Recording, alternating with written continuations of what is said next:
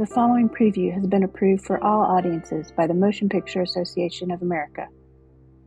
Brought to you by 2022 Films, and thanks for watching Productions.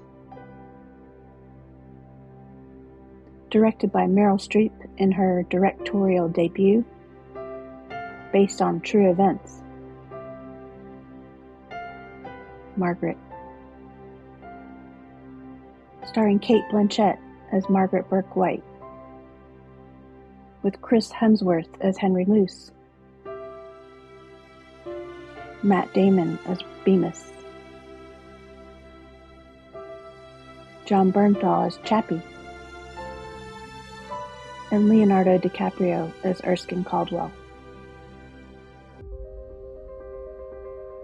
Born in 1904 in the Bronx, New York, hired by Henry Luce of Fortune magazine and Life magazine, Margaret had no problem hanging from a helicopter or standing with her camera equipment on scaffolding 800 feet off the ground, or taking photos of New York City in one of the gargoyles atop the Chrysler building outside her studio. For Life magazine, she showed Americans an aerial view of cities across the U.S., photographing landscapes and cities in the United States from airplanes and from helicopters. She documented the impact of the Dust Bowl on the Midwest and worked on independent projects like this book highlighting poverty in the Deep South during the Depression. Margaret was the first Western photographer allowed in the Soviet Union.